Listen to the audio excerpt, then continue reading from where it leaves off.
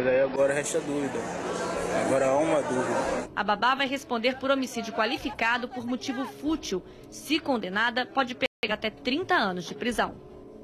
Sem fomentar violência, mas não é só de covardia que a gente está falando aqui, né? Você que é mãe, pai, não precisa nem ser isso pra gente ficar chocada com essa imagem, uma mãe inconformada da forma que perde o seu bebezinho de 7 meses. Pelo amor de Deus. Estamos falando de crueldade pura do ser humano.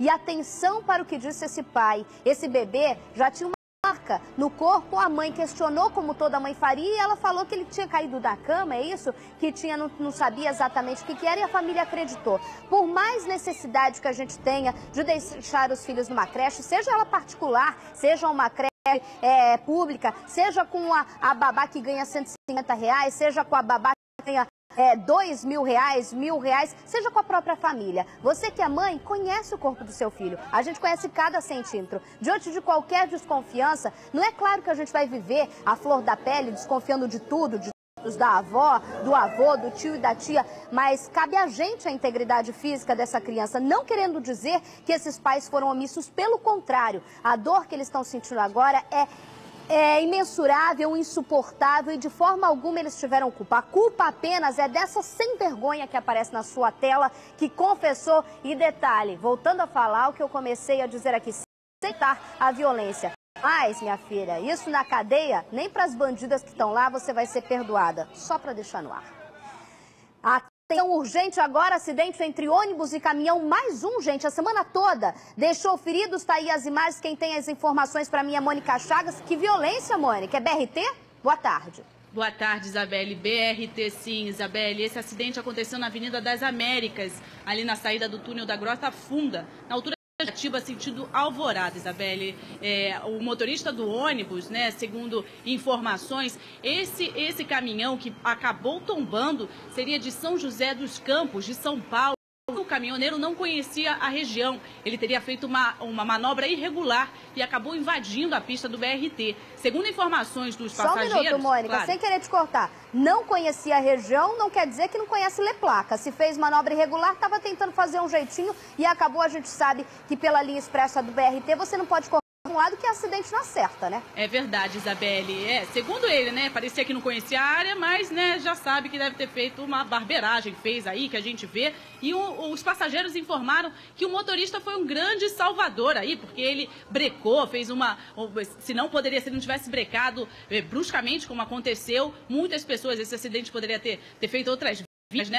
Foram 30 segundo o Corpo de Bombeiros, 4 quartéis foram acionados para o local, mas as pessoas que se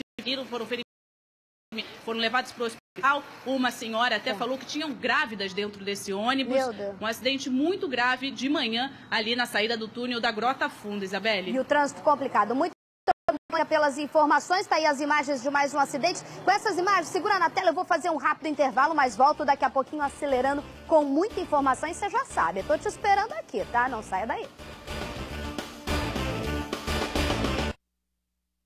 Um programa que está dando o que falar. Vocês estão exagerando, eu não concordo. O mais comentado pela mídia. Então, meu amigo, tá esperando o quê? Tem muita gente reclamando que o De Noite começa muito tarde. É por isso que estamos lançando a campanha De Noite Ninguém Dorme, hashtag. Venha curtir o talk show que faz diferente.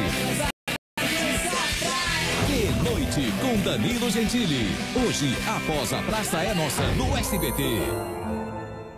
Vai acabar. É pra fechar o mês. Preços que vão acabar em 24 horas na Ricardo Eletro. Computador Intel Dual Core 4GB, monitor de 15, Windows 8 e 3D. É o Intel Dual Core 899, só 899. Ricardo Eletro. A UPA 24 Horas é uma unidade de urgência, criada pelo governo do estado. Feita para você que antes só contava com a emergência do hospital. Hoje, quem precisa de atendimento pode contar com a UPA dia e noite. E os casos mais graves são atendidos primeiro. É por isso que ainda existe espera. Mas agora existe respeito. O Rio já tem 55 UPAs. É ou não é uma grande diferença?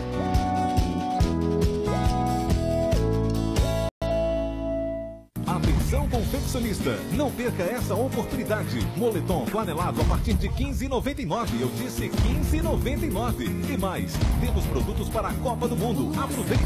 Iquinha Malhas, um bom negócio começa aqui.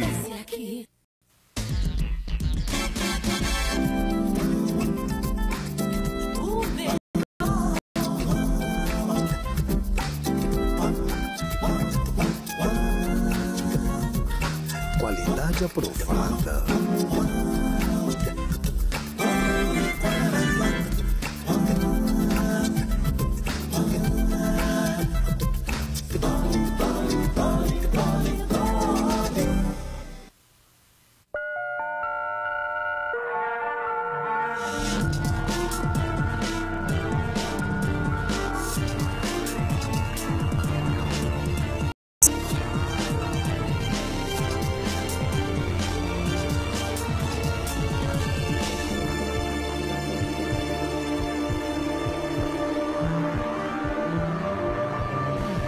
Someday by Justin Bieber.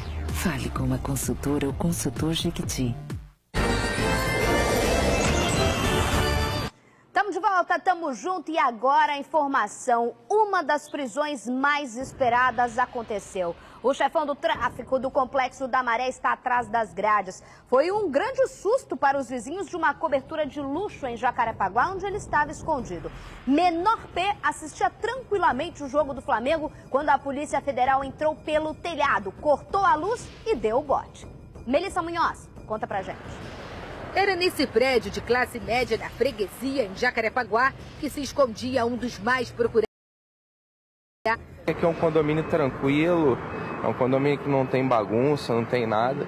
Os moradores do edifício residencial na rua Jeremário Dantas nem desconfiavam que tinham um bandido como vizinho. É realmente uma surpresa, porque a gente não espera, né, ser vizinho assim de uma pessoa que supostamente é perigosa. O vizinho criminoso instalado na cobertura era simplesmente Marcelo Santos das Dores, o menor P, que chefia 11 favelas do Complexo da Maré. O traficante estava foragido desde 2007, quando recebeu o benefício do regime semiaberto. O Disque Denúncia oferecia R$2.000 por informações. Dá para saber, né, que o vizinho, o inimigo mora ao lado. É impossível saber, hoje em dia é impossível, né? O risco está em todos os lugares. No momento da prisão, o menor P estava sozinho no apartamento. O traficante vestia bermuda e camisa do Flamengo e assistia ao jogo de futebol na TV quando foi surpreendido pela Polícia Federal no terraço da cobertura. Ele estava desarmado e não reagiu. Aos policiais disse apenas: perdi, na moral, não esculacha. Tava chegando de noite, aí vi um monte de polícia dentro do estacionamento e não sabia por quê. 15 agentes da Delegacia de Repressão Entorpecentes da Polícia Federal participaram da ação. Menor P trocou de roupa e saiu algemado. O traficante estava mais gordinho e manteve a aparência séria. Ele é considerado um bandido perigoso. No ano passado, foi acusado de torturar o jogador Bernardo do Vasco, que se envolveu com a namorada dele. Daiane também ficou ferida com tiros no joelho e no pé. O traficante também usava técnicas militares de disciplina dos tempos em que foi paraquedista. E era ele mesmo quem recrutava novos soldados do tráfico. A Secretaria de Segurança Pública vai pedir que menor P seja enviado para um presídio federal bem longe do Rio. O advogado do criminoso acusou a imprensa de expor uma imagem errada do perfil do cliente. A imprensa ela quer rotular o Marcelo como uma pessoa que seja um ícone negativo para a sociedade. E Marcelo não é. Doutor, a imprensa não quer fazer de ninguém ícone. Se alguém quer fazer de ícone, não é o jornalismo. Quem faz esse trabalho são áreas de produção que transformam artistas em ícones, esportistas em ícones. Ninguém de imprensa quer fazer criminoso. Seja, o senhor acredita que ele cumpra tudo, ele deve tudo que a justiça diz? A imprensa tem apenas o papel de mostrar o que a polícia declara. A imprensa trabalha com fatos e fatos contra fatos, não há argumentos, doutor. Mas a gente entende o lado do senhor. Seu lado é defender, tá certo. Agora, um detalhe importante nessa operação. Ele se preparava para assistir o jogo do Flamengo. Estava na cobertura sozinho. Detalhe que contaram para nossa equipe, uma cobertura, diga-se de passagem, se a gente tiver a imagem da cobertura, Paulinho, pode voltar lá da imagem do prédio, uma cobertura que foi toda equipada do bom e do melhor para receber o Menor P.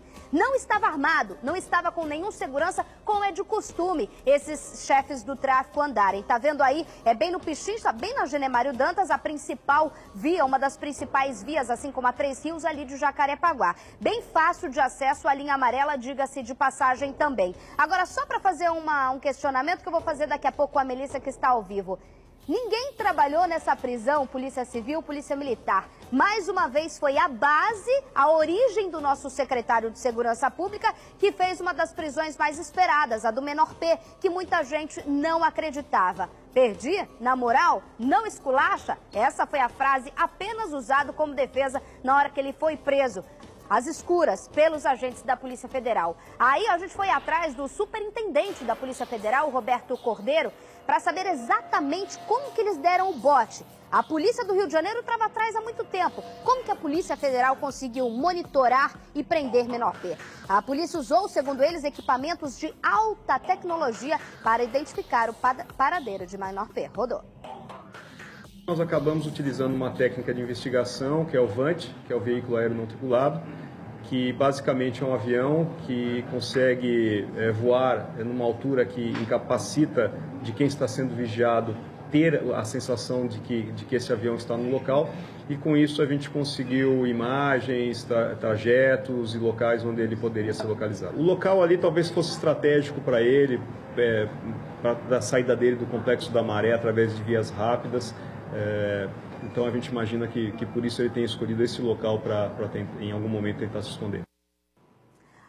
Pois é. Agora, só para dar um detalhe, só para dar uma pimenta nessa história, a polícia tem informante, jornalista também. Há muito tempo a gente sabe que o Menor P circulava normalmente pelas ruas do Complexo das Favelas, ali da Maré. A gente não entendia por que ele não era preso. Abre aqui a Melissa Munhoz, por favor. Abre minha janela. Tá se preparando? Que susto, hein, Mel? Tá em frente ao Batalhão da Maré. Simplesmente, muita gente se pergunta, Melissa, você, eu, todo mundo discutia aqui. A gente ficou sabendo que hoje o Menor P assistiu o jogo lá na padaria tal, passou pela rua tal. E até então a gente não entendia por que a polícia não dava o bote. A polícia talvez não queria o confronto direto dentro da Maré e esperou ele sair da comunidade? Boa tarde.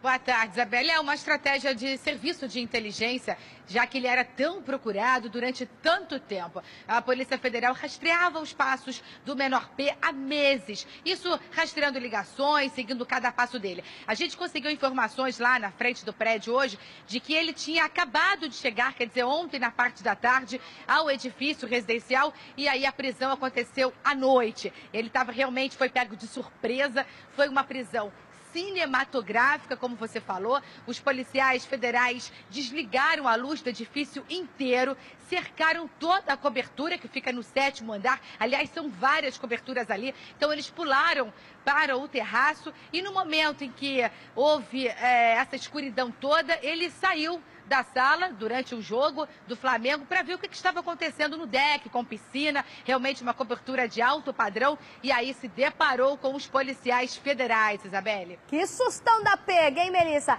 Mel, segura aí um pouquinho que eu vou te fazer algumas perguntas que eu tô com uma pulguinha atrás da orelha. Detalhe, a gente sabe qual é a hora que ele deixou a comunidade. A polícia também devia saber. Detalhe, a gente quer saber agora de quem era essa cobertura de luxo, que agora parece que tem uma investigação sobre isso e de muito mais coisas. Daqui a pouco eu volto com a Melissa falando sobre isso, mas antes eu quero colocar uma entrevista aqui, Mel. Acompanhe comigo. O superintendente da Polícia Federal disse ainda que o Menor P é um bandido muito articulado, o que dificultou essa prisão. Daqui a pouco, tá aí no ponto? Roda que depois eu vou discutir com a Mel um detalhezinho dessa entrevista. Rodou. Efetuar uma prisão dentro do complexo era muito difícil e fora do complexo às vezes ele conseguia se evadir. Ele muito inteligente, muito preparado, sempre alterava suas rotas, e isso dificultou muito a atividade da Polícia Federal.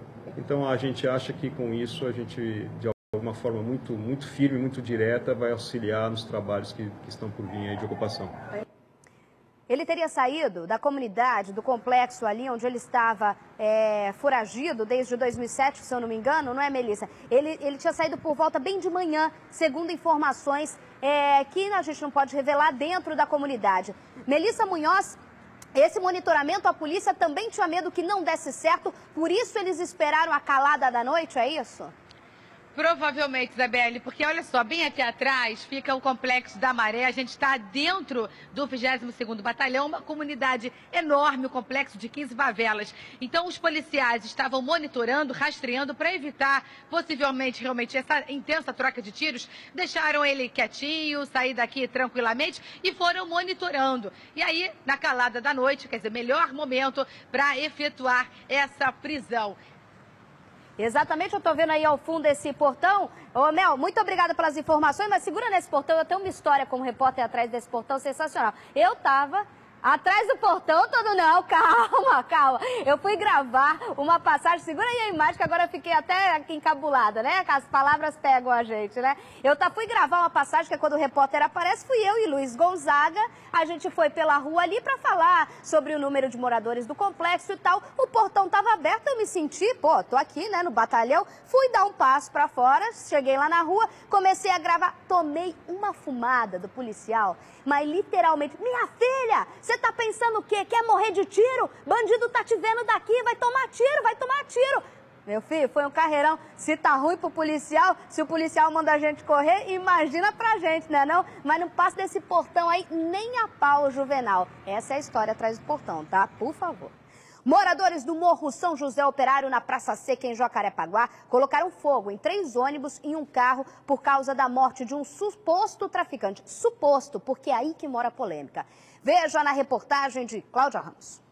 O fogo consumiu rapidamente os 3 ônibus e um carro. Outros 4 coletivos foram apedrejados. A rua Cândido Benício, na Praça Seca, zona oeste do Rio, chegou a ser fechada. A imagem é impressionante. As chamas podiam ser vistas à distância. À noite ainda havia focos de incêndio em um dos ônibus. As chamas atingiram a rede elétrica, deixando parte da rua sem luz. Técnicos da concessionária de energia trabalhavam no local. Segundo testemunhas, eram por volta das 4h30 da tarde. 50 pessoas mais ou menos desceram de lá do Morro São José Operário, que fica mais à frente, gritando palavras de ordem e pedindo justiça. Eles vieram com paus, com pedras, galões de gasolina e fizeram aqui, olha, todo esse estrago que a gente está vendo. A manifestação teria sido motivada pela morte de um homem no morro. Segundo a PM, ele seria suspeito de envolvimento com tráfico de drogas e teria sofrido um mal súbito após se deparar com policiais militares do Grupamento de Ações Táticas, o GAT. Moradores relatam os momentos de desespero. O desespero total dos ônibus pegarem fogo, os fios todos sendo queimados, estamos sem energia, sem nada. A gente está com medo total porque eles dominaram tudo. Este homem diz que os ônibus estavam cheios. Os outros de lá já estavam cheios. Eles mandaram o pessoal descer, mandou o motorista descer. A intenção deles não era atacar o pessoal passageiro, nem o motorista. O policiamento foi reforçado na região. Pois é, e hoje a gente foi atrás dessa história. Como assim uma pessoa morrer de mal súbito ao ver um policial? A família de José Mário Teixeira, acusado de ser o traficante na comunidade São José Operário, que foi morto ali na Praça Seca, segundo eles dizem que ele foi torturado pelos policiais. E é claro, o SBT Rio foi lá para ouvir também essa versão. Mônica Chagas. Meu irmão não era traficante, não era nada.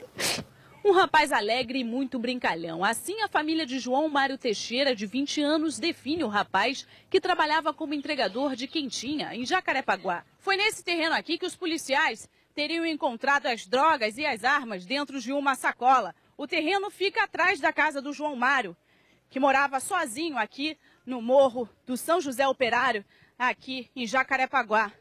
Mostra aqui, Carlos. Os policiais, segundo os familiares, teriam chegado aqui por volta das 9 horas da manhã e reviraram a casa do João. Ele estava sozinho e a gente vê aqui as compras que ele tinha feito, tudo revirado. Eles tentaram encontrar drogas, armas aqui, mas, segundo os familiares, nada foi encontrado. E daqui, os policiais teriam seguido com o João lá para cima. E os familiares dele vão levar a gente até o local onde o João teria sido torturado. Bom, aqui é a casa do Eduardo, onde o João Mário teria sido trazido. Para vocês terem uma noção, o João morava aqui embaixo. Um pouquinho lá embaixo, a gente não consegue ver a casa por conta daqui da vegetação. Aqui, ó, vamos entrar, Carlos, para falar. Eduardo, quando você chegou aqui na sua casa, ela já estava assim? Minha casa nunca teve assim. Quando eu cheguei aqui, tudo quebrado, essa barra de ferro, do mesmo jeito que eu cheguei, estava aqui, madeira aqui, tudo quebrado. Eu fiquei apavorado, pia, tudo, destruíram a minha casa todinha. Foi aqui na varanda da casa do Eduardo que os familiares informaram que escutaram os gritos do João. A mãe dele chegou a vir até aqui, mostra aqui, Carlos, até a escadaria. Mas um policial que estava aqui teria dito para ela não subir. Eles chegaram a apresentar o rapaz que havia sido preso, o Sidney Arruda, e perguntaram para a mãe João se ele era o filho dela. Ela negou e depois disso os policiais teriam dito para ela ir embora. Eu quero meu filho está aí dentro. Eles informaram que não estava. Foi minha mãe subir com as compras, deixar as compras em casa e foi na hora que eles já desceram com meu irmão num saco e botaram dentro da viatura. Segundo a polícia, João Mário morreu de mal súbito após sofrer um infarte, mas a família acredita que ele foi torturado. Eu tenho certeza que os policiais torturaram ele. Tenho certeza, porque senão ele não estaria gritando. Ele realmente estava com o roupão enrolado no pescoço, com marcas no peito. E diz que falaram que não poderia ver a cabeça. E ainda falaram, inclusive, que ele estava com a mão para trás amarrada. De acordo com a nota da PM, na casa onde João estava foram encontradas drogas, arma e munições. Foi neste local onde os moradores atearam fogo nos veículos. Aqui, ó, a gente mostra aqui os fios. As chamas atingiram os fios que continuam aqui.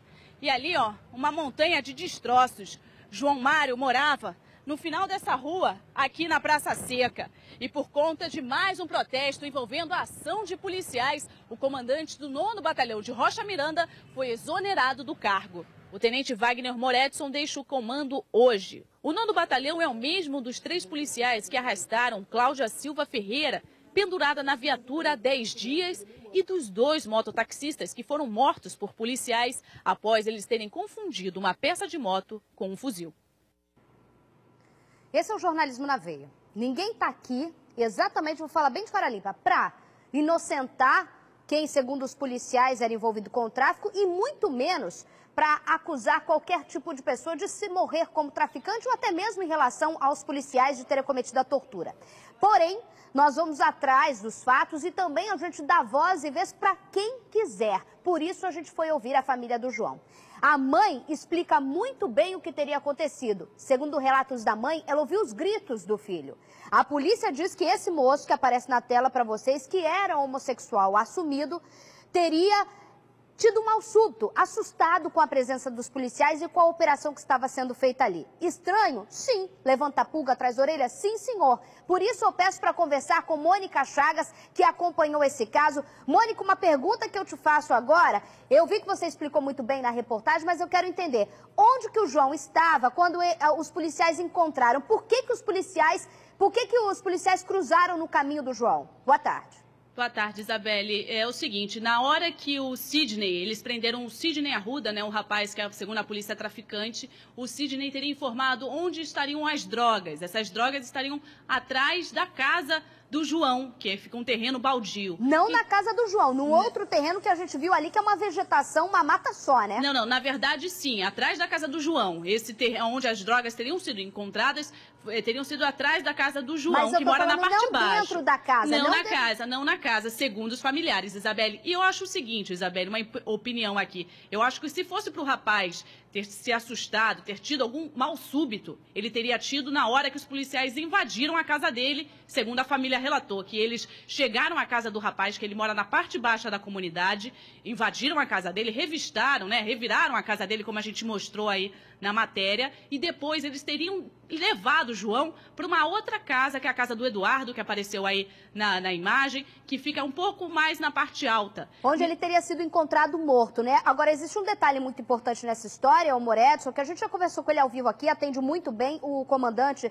desse batalhão, do 9º Batalhão, ele Ele sempre atendeu muito bem as pessoas, mas foram 3 meses e 3 casos polêmicos envolvendo policiais desse batalhão. Aquela troca né, Mônica, que você mostrou na reportagem, os meninos que foram mortos estavam com peças de moto que pareciam fuzis. Depois, essa questão absurda que foi a Cláudia Silva Ferreira, que foi arrastada, morreu no tiroteio, depois foi levada e o corpo ali, aquela imagem horrível. E agora, esse novo caso. Você acredita, Mônica, estando lá, que essa suspensão imediata, esse afastamento do comandante do 9º Batalhão, quer dizer que a investigação leva para o caso de que a família teria razão nesse último caso agora?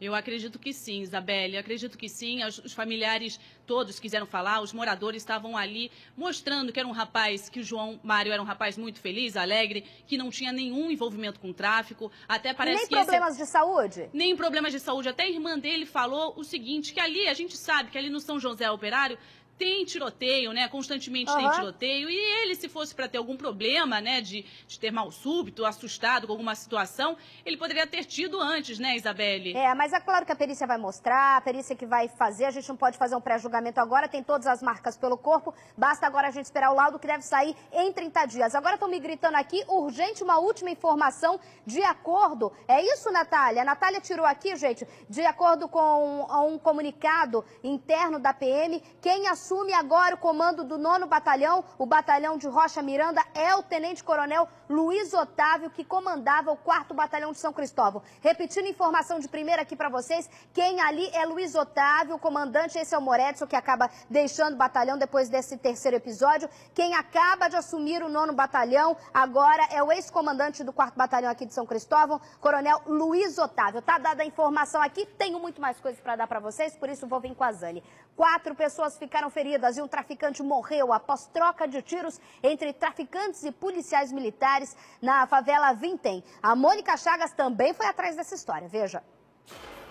Maria da Conceição levou um tiro na perna. Ela foi uma das vítimas de bala perdida na favela Vila Vintém. Eu estava no meu lado, aí escutou os tiros. Eu falei pro meu filho, vamos entrar por causa de bala perdida. E só foi o tempo dele virar a cabeça e a bala bateu na minha perna. Outras 3 pessoas foram encaminhadas ao hospital, também baleadas durante a operação policial na comunidade. Por causa do tiroteio, a circulação de trens na estação Padre Miguel foi interrompida por mais de meia hora. Segundo a polícia, no confronto, um suspeito de envolvimento com tráfico de drogas morreu. 2 homens foram presos e 2 menores apreendidos, com drogas e rádios transmissores. Pois é, a gente acaba até se perdendo de quantas reportagens como essa que a gente mostra aqui. Mais uma vez, bala perdida, a gente teve vários episódios no final do ano passado, a gente mostrou, tá aí as mulheres foram levadas para o Albert Schweitzer, aí em Realengo, onde foram atendidas. Ontem, muita gente dava várias versões sobre esse caso, a polícia faz a investigação, está aí na 34ª DP, as balas perdidas que teriam atingido 4 pessoas imediatamente foram levadas para o Albert Schweitzer. Cabe a informação aqui, ó, os feridos são Maria da Conceição, de 53 anos, que foi baleada na coxa. Seria a Maria essa daí, não é? Que saiu do hospital? Pode ser? Se não confirmar pra gente, por favor. Sérgio Luiz Rodrigues Guimarães, de 50 anos, que foi baleado na canela. E Francisco das Chagas Silva, de 59 anos, atingido no pé. Esses são os nomes das pessoas que foram feridas ali na Vila Vintém, Zona Oeste, ali em Padre Miguel, né? Fica em Padre Miguel, ali na Zona Oeste, principalmente naquela região, quem conhece por aí, ali na Vila Vintém, né, Zé? O negócio da Vila Vintém já foi meio punk, aí deu uma liberada, a Vila Kennedy estava com mais foco, a Vila Kennedy estava com mais conflito entre traficantes e bandidos. De repente agora, do nada, Vila Vintém volta a ser o foco aí de ação. Segundo informações que a gente tem da própria polícia, a migração não para áreas também muito longe, mas também áreas muito perto ali da Vila Kennedy, que alguns bandidos menos favorecidos conseguiram escapar para esses lados. Mas eu volto a falar, diz que dedo na cara. Hoje eu recebi 2 ligações importantes falando em tiroteio. Na caixa d'água, um amigo meu telespectador falou: Isabelle, essa noite foi trash, foi tiro pra tudo quanto é lado, a gente dormiu embaixo da cama. E uma outra amiga lá de São João de Meriti falou: Isabelle, pelo amor de Deus, não para de chegar bandido aqui, pede alguma coisa aí, a gente tá com medo. Não é que a gente não tá acostumado com essa realidade, mas a gente não sabe qual é o propósito, o que vai acontecer, qual é a ponta desse estopim, será que a gente tá na ponta da bomba? Aí você fica sem saber o que falar, né? O que eu posso fazer é justamente mostrar a realidade, mas o trabalho de fazer isso, de conter essa violência, é estratégia de Segurança Pública, né? Estratégia de Secretaria de Segurança Pública. Tá aí, muito obrigada aos meus queridos. Inclusive, o Guinho, Disque Dedo na Cara funcionando ativamente. Bota aí, vamos ver se é rápido. Eita, nós! Disque Dedo na Cara todos os dias, das 9 às 10 da manhã. Que é, Diego? Tem novidade? É isso que eu tô pensando semana que vem? Você vai tirar a sua aranha aí, o percevejo do teu bolso, vai abrir a mão? Eita, vai cair uma chuva, Diego vai abrir a mão. Semana que vem mais novidades que Disque Dedo na Cara. A gente no SBT Rio não para não, tá? Te falei, daqui a pouco até sinal de fumaça a gente consegue conversar. Mas tá aí, ó, até sexta-feira é o Disque Dedo na Cara. Semana que vem tem mais novidade. Nazane aqui, violência cresce no Rio de Janeiro. Dados do Instituto de Segurança Pública mostram que os índices de criminalidade, como roubos e homicídios, subiram mais uma vez no estado. A minha querida amiga, a apresentadora Liane Borges, foi conferir de perto quais são esses números, o que ele representa para o nosso dia a dia.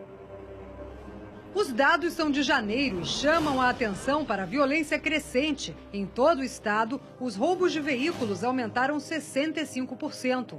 Roubos a pedestres tiveram um crescimento de 53%.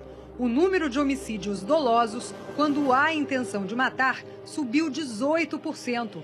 Foram 469 casos apenas no primeiro mês do ano. As mortes por intervenção policial aumentaram 69%. O índice atingiu 49 casos, 20 a mais que em 2013. Já os crimes de estelionato e roubo à residência tiveram queda e houve mais prisões e apreensões este ano.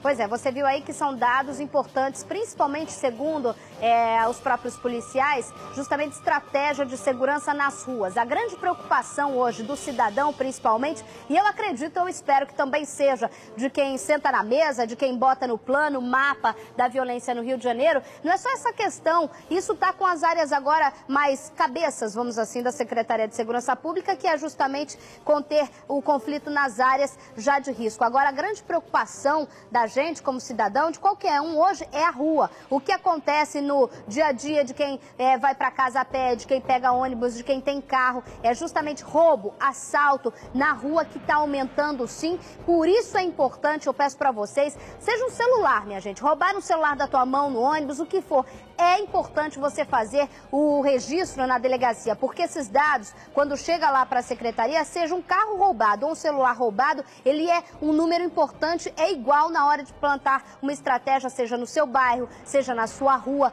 justamente para os policiais terem um norte, terem uma função, terem um objetivo para fazer esse trabalho de prevenção. É por isso que existe esse dado, esse levantamento do Instituto. Ainda que eu acho que esses dados ainda demoram muito para sair e, é claro, a bandidagem não espera. É claro que a gente quer uma segurança imediata, não a longo prazo. Camila Lima, que ficou tetraplégica ao ser atingida por uma bala perdida em 1998, espera há 15 anos por uma indenização da Justiça. Ontem, ela participou de mais uma audiência, mas nenhuma sentença foi dada. Hoje ela veio aqui no SBT Rio, Karine Cerqueira também conversou com ela. Veja. Camila hoje mexe os braços, o tronco e o pescoço, mas o sofrimento não diminuiu. Dói pela violência que ocorreu, pelo descaso que tem sido, né? São 15 anos, fui atingida por uma bala, fiquei tetraplégica e ninguém se responsabilizou até hoje, não recebo ajuda de ninguém. Camila foi vítima de uma bala perdida aos 12 anos, na Avenida 28 de Setembro, em Vila Isabel. No momento, seguranças das lojas trocavam tiros com bandidos que estavam em fuga. A bala atingiu o pescoço e se alojou na coluna de Camila, que ficou tetraplégica. A vontade de vencer falou mais alto. Camila fez tratamento no Brasil, em Portugal e na Itália, custeado por campanhas, amigos e parte das indenizações que recebeu. Desafiou a medicina, fez faculdade e passou em um concurso público. A única parte na vida de Camila que não evoluiu foram os processos na Justiça em busca de indenizações e tratamentos. Nesta quarta-feira, mais uma audiência aconteceu e nenhuma sentença foi dada. Segundo o advogado, a segurança dos comerciantes na época era clandestina. A família da Camila escolheu ajuizar uma ação contra os lojistas do Boulevard 28 de Setembro, em razão deles contratarem seguranças clandestinos. Então era importante fazer essa prova que eles contratavam. Não temos dúvida que a sentença será vitoriosa. Por mês, os gastos com os tratamentos chegam a R$3.000. Agora, Camila aguarda novas indenizações para continuar os tratamentos e seguir em busca de novos sonhos. Eu precisaria de tratamento e fisioterapia para o resto da vida. E os custos são altos. Então esse dinheiro, claro que não tem dinheiro que pague tudo que eu já passei e tudo que eu vou passar ainda, mas vai atenuar e amenizar toda essa luta, todo esse sofrimento, né? E a gente está aqui para acompanhar essa luta e, quem sabe, reforçar esse coro. A Camila Lima esteve hoje ao vivo aqui no estúdio do SBT Rio Manhã com a Liane Borges, se mostrou otimista com o desfecho desse caso, assim como ela já apresentou durante todo esse drama que ela vive. Veja. As coisas acho que estão caminhando bem, né? Falta, pelo que a gente entendeu lá e até o advogado também, que falta pouco, sabe? Dessa vez as testemunhas foram ouvidas, né? Esperar mais 30 dias para depois da sentença, né?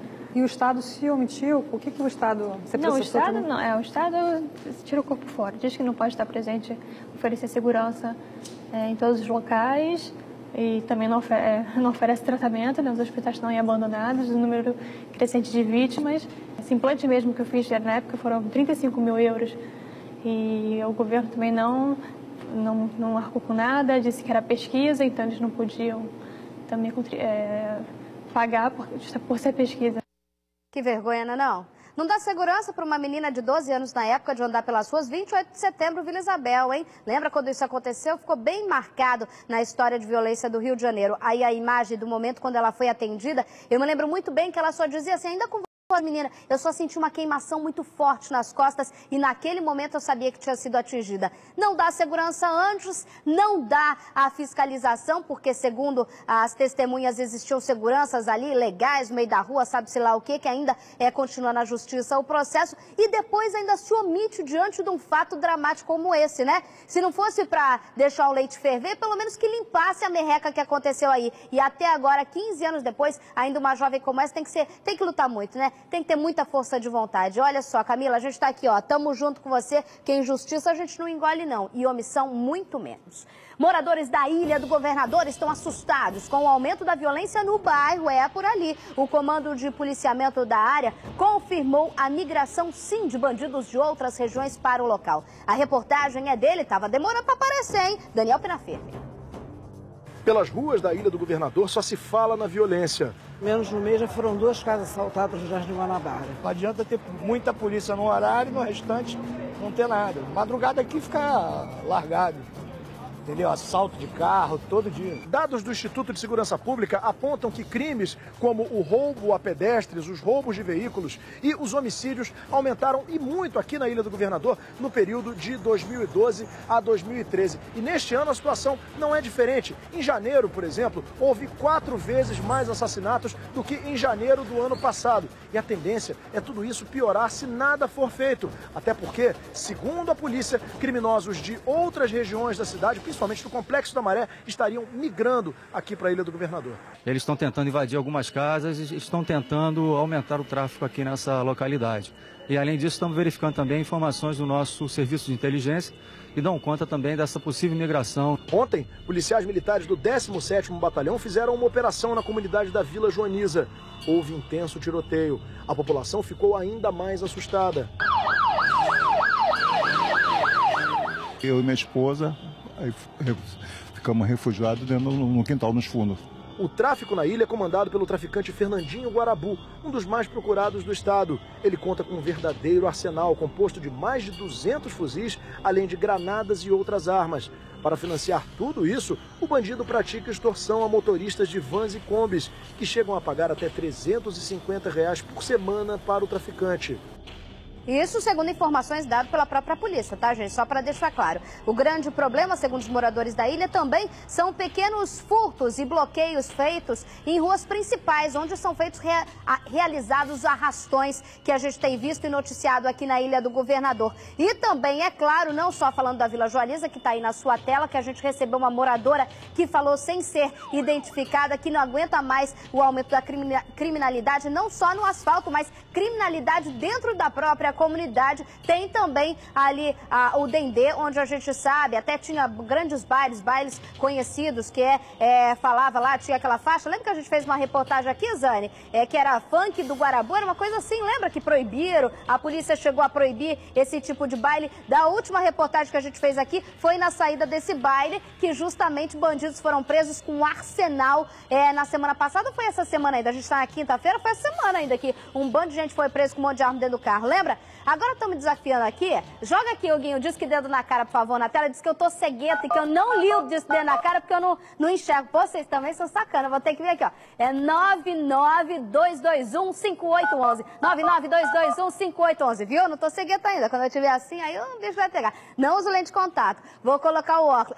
Aí esse tá melhor. Vamos lá, disque dedo na cara, 99215811, 9921-221. É 992215811. E semana que vem o chefe vai abrir a mão e vai ter novidades. Mais fácil ainda para você mandar vídeo e tudo mais. Já sabe do que eu tô falando, né? Agora, urgente, divulgada a pesquisa do Ibope para as eleições a governador do Rio de Janeiro. Garotinho, Crivella e Lindbergh são os primeiros colocados nas intenções de voto. Veja. Na simulação do primeiro turno, realizada com 1.008 eleitores entre 7 e 10 de março, Antony Garotinho, do PR, tem 19% das intenções de voto e Marcelo Crivella, do PRB, 18%.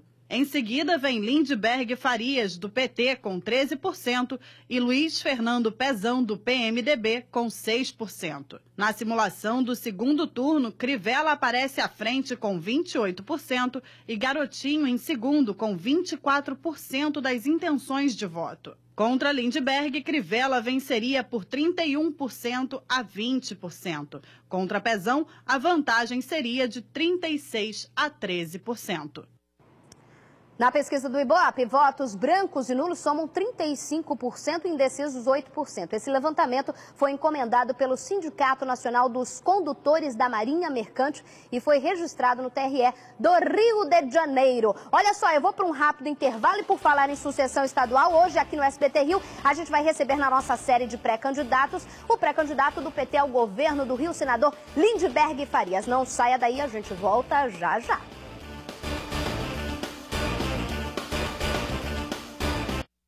Hoje. Sabe a diferença entre a sogra e a cobra? Não. É que nem todas as cobras são venenosas, entendeu? Então... Sério? Eles fazem graça.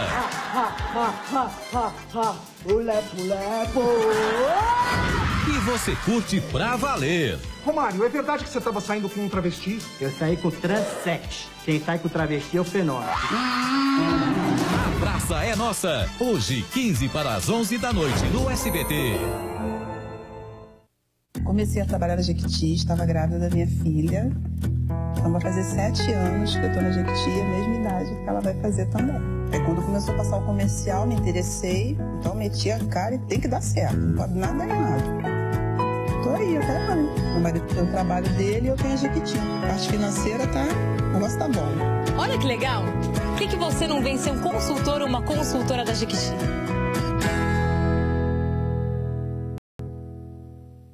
Vai acabar, é pra fechar o mês. Preços que vão acabar em 24 horas na Ricardo Eletro. Computador Intel Dual Core 4GB, monitor de 15, Windows 8 e 3D. É o Intel Dual Core 899, só 899. Ricardo Eletro. O melhor Dolly Guaraná, o sabor brasileiro. Dolly Guaraná, Dolly. Qualidade aprovada. Dolly Guaraná, Dolly Guaraná, Dolly Guaraná, Dolly Guaraná, Dolly Guaraná, Dolly Guaraná, Dolly, Dolly, Dolly, Dolly, Dolly. O Rio de Janeiro está em festa com a Telecena. Sorte tem quem acredita nela. Ai, que fofa! É tanta gente ganhando com a Telecena só aqui no estado do Rio de Janeiro que o próximo pode ser você. Ela ganhou 400 mil reais da Telecena, Telecena! Se não comprar, né, não vai ganhar nada. É a Telecena premiando muitos cariocas. Beleza, né? Pois é. Uma beleza, veio na hora certa. Eba!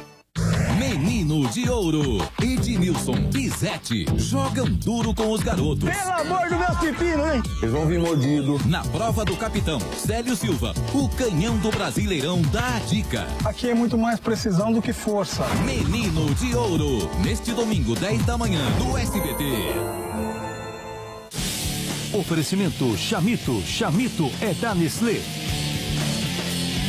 E Petrobras. Gente, é o que inspira a gente. A Estácio está trazendo mais uma novidade para você. Os cursos técnicos totalmente gratuitos do Pronatec. Escolha a unidade e aprenda nos melhores laboratórios da Estácio. E mais, ajuda para o transporte e material didático impresso sem custo. Estácio, inscreva-se já. Vai acabar, é pra fechar o mês. Preços que vão acabar em 24 horas na Ricardo Eletro. Computador Intel Dual Core 4 GB, monitor de 15, Windows 8 e 3D. É o Intel Dual Core 899, só 899. Ricardo Eletro.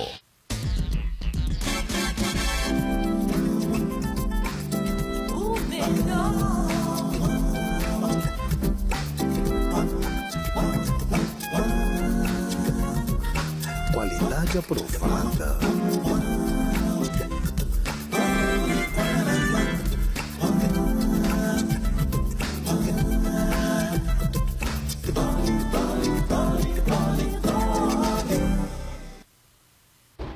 Amor, nós ganhamos! Ganhamos o quê?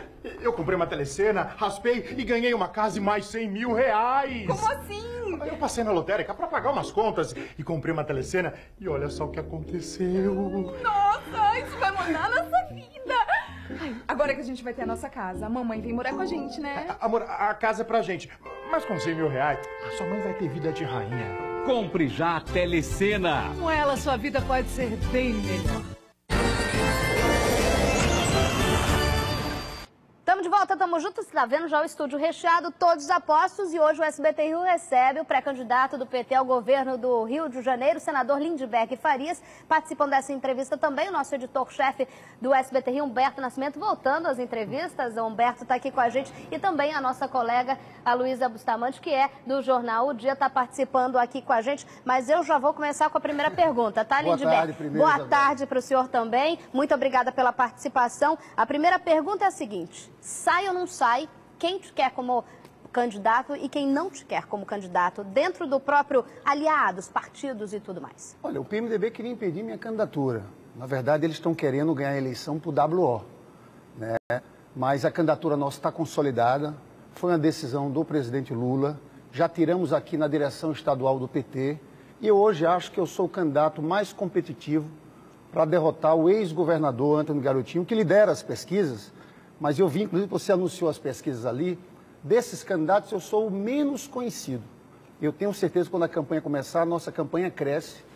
E eu sei que tem muita gente que quer evitar o retrocesso, que é a volta do Garotinho, e pode apoiar a nossa candidatura. E a Dilma também quer? Dilma também. Olha, tem muita intriga aí no jogo, né? Claro que Dilma aqui vai ter vários palanques. Vai ter o palanque do Pezão, o palanque do Garotinho, o palanque do Crivella. Eu tenho conversado muito com ela. E ela está muito firme na nossa campanha. É claro que ela quer o máximo de palanques possíveis para a candidatura dela e a gente entende isso muito bem. Hoje eu estou no coro reforçado feminino. Luísa Bustamante, a pergunta é com você agora. Alguns petistas chegam a falar sobre uma eventual aliança entre PT e PMDB numa chapa que levaria o senador, o Cabral a senador e o senhor como governador. Isso chegou ao seu conhecimento? Tem alguma possibilidade? Não há a menor chance. Disso? Você sabe que eu estou batalhando há 2 anos para que a gente saia desse governo. Porque eu acho que o governo se distanciou do povo. Hoje as prioridades do governo do Estado não fazem parte da vida do povo.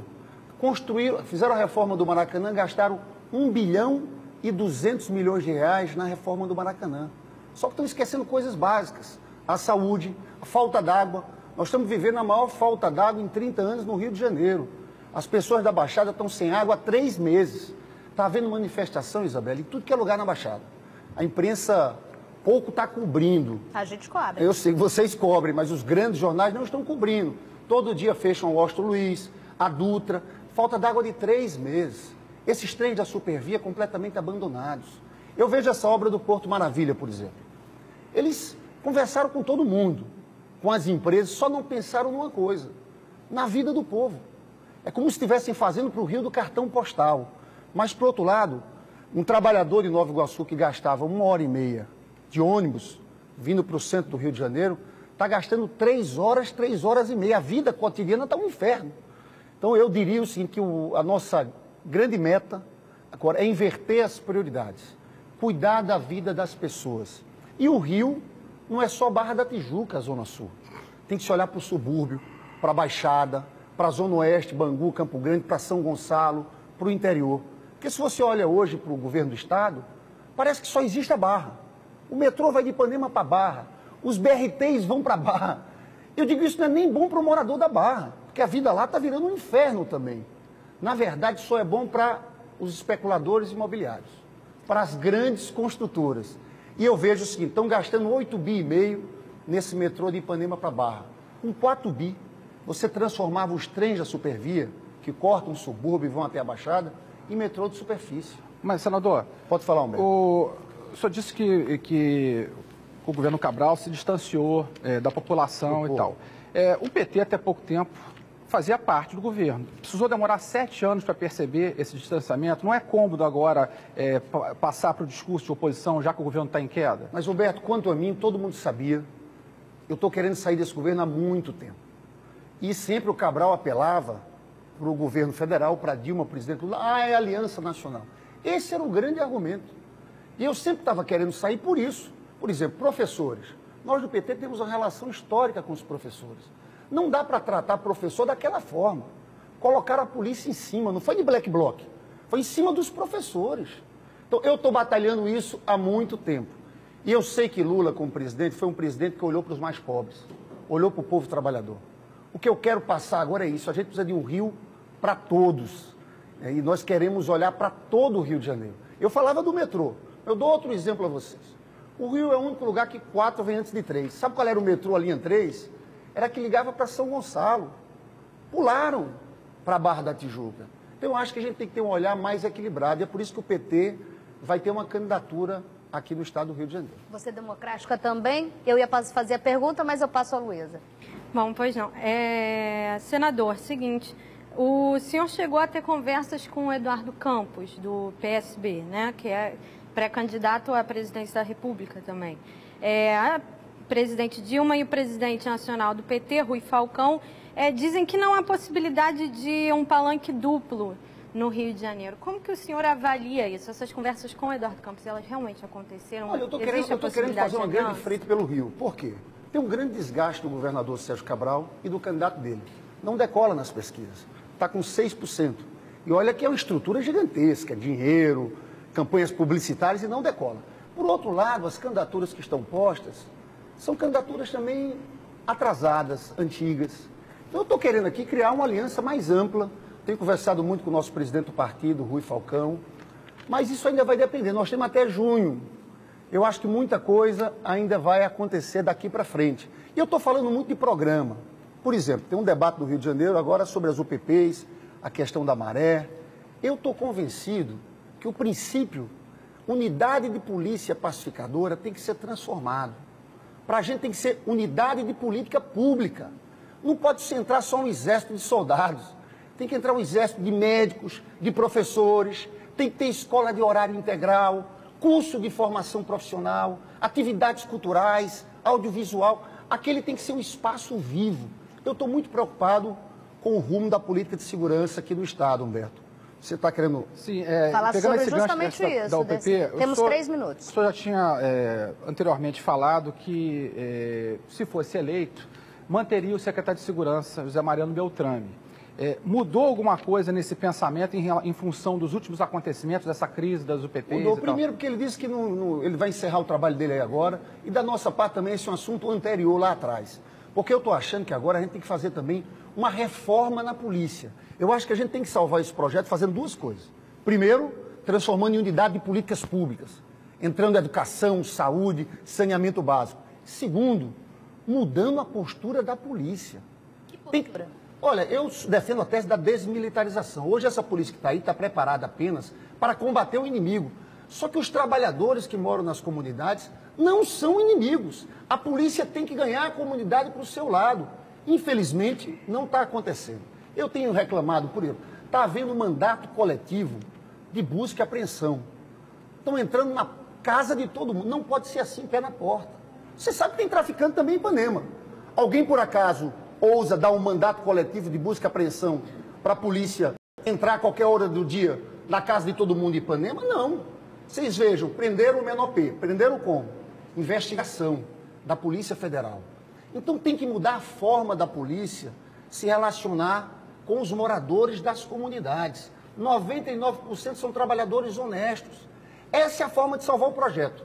Porque do jeito que está hoje, a polícia está se isolando com a comunidade. Principalmente uma juventude de 18 anos, um jovem negro da Rocinha, que estuda numa universidade, que não aguenta chegar na sua comunidade e ser tratado de forma... Tem um esculacho por parte da Polícia Militar. Então, eu acho que para salvar esse projeto, nós temos que fazer duas coisas. Fazer uma reforma da polícia, para que a polícia se aproxime do cidadão. Seja uma polícia que dialogue. E, por outro lado, transformar essa UPP de unidades de polícias pacificadoras para unidade de políticas públicas. Entrar firme com a educação. Se eu tenho uma coisa que eu lamento no Rio, foram os projetos dos CIEPs, do Daci, do Brizola, terem sido abandonados. A gente tem que voltar para que isso seja uma grande prioridade do Rio de Janeiro. Construir escola de horário integral para formar melhor os nossos jovens e as nossas crianças. Tá certo, eu vou agradecer aqui, 10 minutos passa rápido mesmo, a conversa é boa, mas é claro que você aí de casa também vai acompanhar agora, assim como de costume com os outros pré-candidatos, dando continuidade à nossa série. O Lindbergh vai continuar aqui, o senador, nós vamos ficar durante 20 minutos debatendo e vai pro ar depois nas nossas páginas em rede social e, é claro, no nosso filho mais novo, www.sbtrio.com.br. Muito obrigada, Lindbergh, aqui ao vivo. Muito obrigada, Luísa, e o nosso querido companheiro para fazer a escala aqui, para ele se sentir à vontade em casa. Muito obrigada, companheiro Humberto Nascimento. Eu vou ficando por aqui, mas você já sabe, a gente vai estar na internet daqui a pouquinho amanhã. Tamo junto, você sabe, né? Tchau!